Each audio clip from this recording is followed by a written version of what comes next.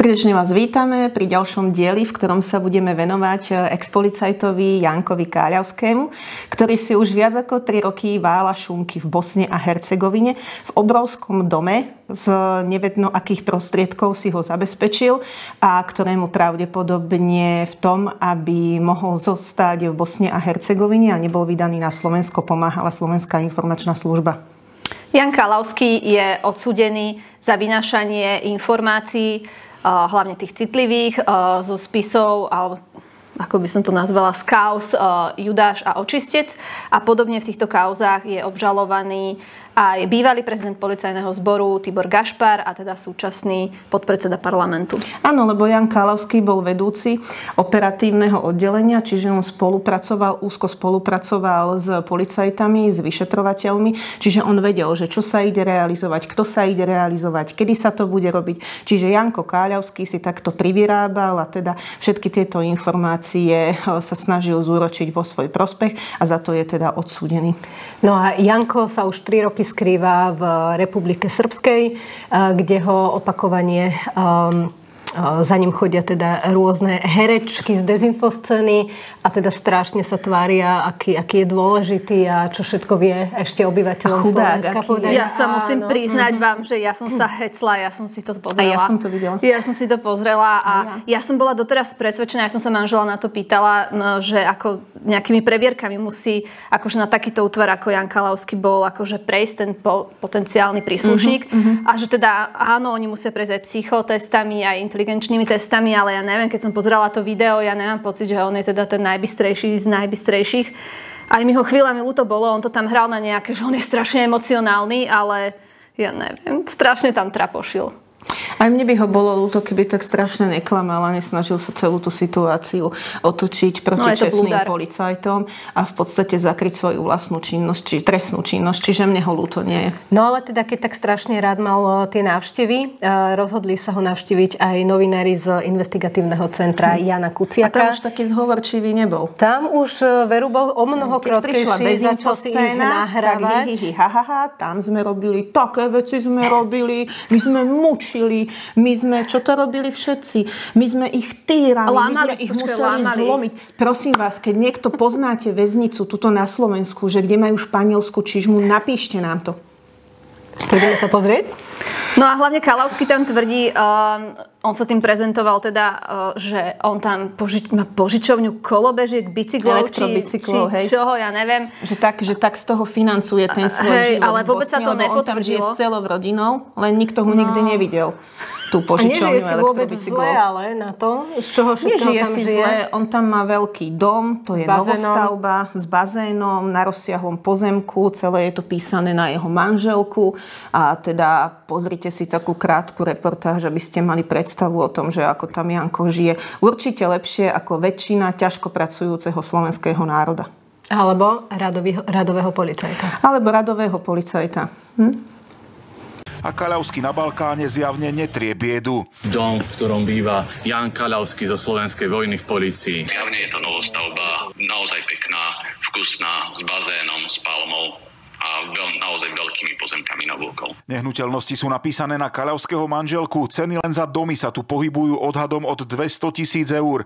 Ako k nehnuteľnosti hľadaný ex-policajt prišiel, je otázne. Či na to zobrali hypotéku, alebo mali nejaké úspory, alebo peniaze z iného zdroja. To bohužiaľ nevieme. Je to práve jedna z tých otázok, ktoré sme sa mu snažili položiť. No a vlastne vtedy do Bosny išla taká, myslím, že vtedy šéfoval SIS-ke už pán Alač. Áno, lebo Janko požiadal v tej Bosne o azyl, lebo teda on nechcel byť vydaný naspäť na Slovensko kvôli teda svojmu trestnému stíhaniu.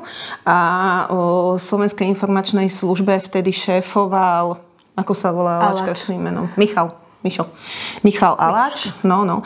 Takže... To už bolo vlastne po zadržaní Pčolinského? Áno, po zadržaní Pčolinského, keď Vladimír Pčolinský, nominant Smerodina, bol v base, tak Slovenskej informačnej službe šéfoval teda Michal Alač a Bosna a Hercegovina teda žiadala tú našu Slovenskú informačnú službu o nejaké informácie, teda o to, že ako sa majú pozerať na tohoto Janka Káľavského, že či ho treba vydať, alebo či ho netreba vydať. A z tej kauzy rozuzlenie, kde teda vypovedajú dvaja svedkovia, svedkovia. Rozuzlenie to je v podstate kauza minulého leta. Tak tam tí svedkovia vypovedajú, že... No, vypovedajú o tom, že Janko vôbec nebol až taký čistý, ako sa tváril.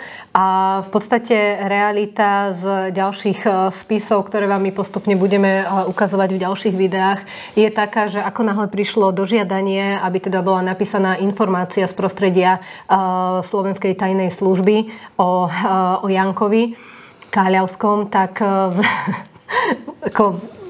prišla vlastne taká zaujímavá skutočnosť, že radový príslušník tejto tajnej informačnej služby napísal, že teda áno, Jan Kalavský je na Slovensku proste riešený za korupčnú trestnú činnosť. Čiže napísal pravdu. Zo spisov, áno, napísal pravdu, ku ktorej sa dostal, odniesol to svojmu nadriadenému a vlastne vedenie SIS-ky stoplo tento materiál s tým, že sa musí prepracovať. A vykreslilo. A dokonca, ešte to poviem, robil to nadriadený tohto policajta, alebo teda nie policajta, nadriadený tohto pracovníka Slovenskej informačnej služby, ktorý napísal zmenenú realitu k osobe Jana Kaľavského, kde sa vlastne z trestaného človeka, alebo teda z korupčníka a zločinca zrazu stala osoba politicky prenasledovaným človekom.